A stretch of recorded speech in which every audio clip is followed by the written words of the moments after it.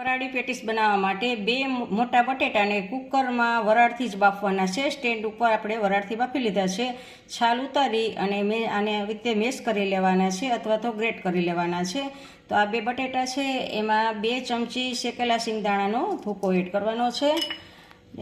1 મોટી ચમચી આદુ મરચાંની પેસ્ટ એડ કરશું। આમાં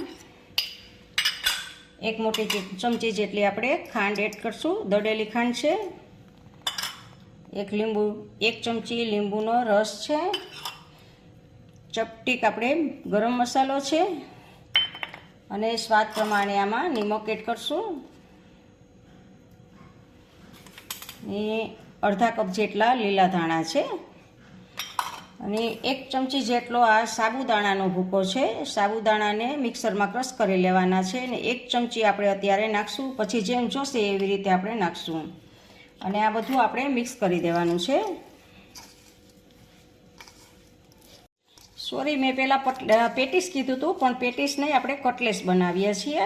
તો આ કટલેસને આપણે આવી રીતે આમ બટેટામાં બધો મસાલો નાખી અને આવી રીતે માવો તૈયાર કરી લેવાનો છે। એનો મસાલો આમાં પછી થોડુંક આપણે ચાખવાનું છે, વધતા ઓછું લાગે તો એ પ્રમાણે તમારે ટેસ્ટ મુજબ નાખવાનું છે। હજી આપણે થોડોક સાબુદાણાનો ભૂકો એડ કરશું એટલે ટોટલ આમાં 2 ચમચી જેટલો, 2 નાની ચમચી જેટલો મેં સાબુદાણાનો ભૂકો એડ કરેલો છે। તો સારું એવું બાઇન્ડિંગ આવી જાય ત્યાં સુધી તમારે એમાં મગફળીનો ભૂકો અથવા તો સાબુદાણાનો ભૂકો એડ કરવાનો છે, જેથી કરીને તમારી કટલેસ છે એ જો ઢીલું રહેશે તો તેલમાં તળાશે નહીં અને છૂટી પડી જશે। બાઇન્ડિંગ સારું આવશે તો જ તમારી કટલેસ સારી બનશે। જુઓ, આવું બાઇન્ડિંગ આવવું જોઈએ અને આને આપણે 10 મિનિટ માટે આમ રહેવા દેશું, કારણ કે આમાં આપણે સાબુદાણાનો ભૂકો નાખેલો છે। એ સાબુદાણાનો ભૂકો છે એ આમાં એકદમ મિક્સ થઈ જાય અને એ ફૂલી જાય એ માટેથી આપણે આને 10 મિનિટ માટે રહેવા દેશું। 10 મિનિટ રેસ્ટ આપી દઈ પછી આપણે એમાં તપકીર આરા લોટ ઉમેરવાનો છે, જેથી કરીને તમારી કટલેસ છે એ છૂટી નહીં પડે। તો હવે આપણે એની કટલેસ વાળશું। તો કટલેસ વાળવા માટે મેં આ મોલ્ડ લીધું છે અને તમે જો તમારી પાસે મોલ્ડ ન હોય, હાર્ટ શેપનું મોલ્ડ છે અને તમારી પાસે મોલ્ડ ન હોય તો હાથથી રાઉન્ડ શેપમાં તમે પણ વાળી શકો છો। અને આમાં આપણે ઘી અથવા તેલ, તમે જેનો ઉપયોગ કરતા હો, ફરાળમાં તેલ ના લેતા હો તો ઘીનો પણ ઉપયોગ કરતા હો તો આવી રીતે ઘી લગાવી દેવાનું છે। અને જો ફરાળમાં તેલનો ઉપયોગ ન કરતા હોય તો ઘીમાં તળતા હોય છે ઘણા લોકો, અને આવી રીતે આને એક વખત ગોળો બનાવી લેવાનો છે। જો આવો,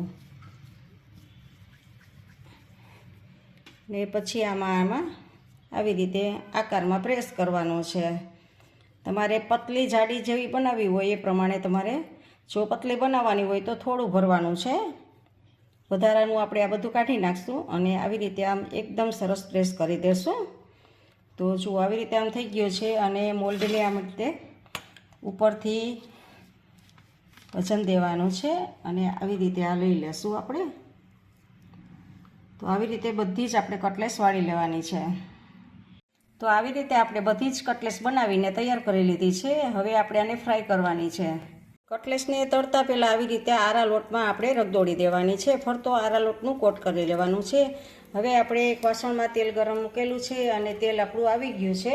તો મીડિયમ ટુ ફાસ્ટ ગેસ ઉપર જ આને કરવાનું છે। તો આવી રીતે આપણે તેલમાં ડુબાડીશું।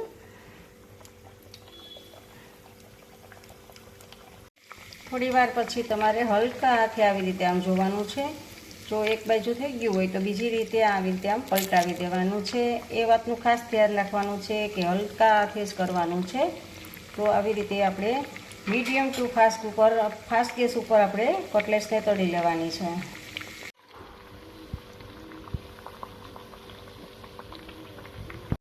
તો જુઓ, તમે જોઈ શકો છો કે ગોલ્ડન બ્રાઉન કલરની આપણી પેટીસ થઈ ગઈ છે। તો આપણે આને લઈ લેશું, ટીશ્યુ પેપર ઉપર રાખશું જેથી વધારાનું તેલ બધું શોષી લે। આવી રીતે બીજી પણ આપણે તળી લેશું। તો આપણી આ ફરાળી કટલેસ બનીને તૈયાર છે। જો તમને ફરાળી કટલેસની રેસીપી ગમે તો લાઇક, શેર અને સબસ્ક્રાઈબ કરજો।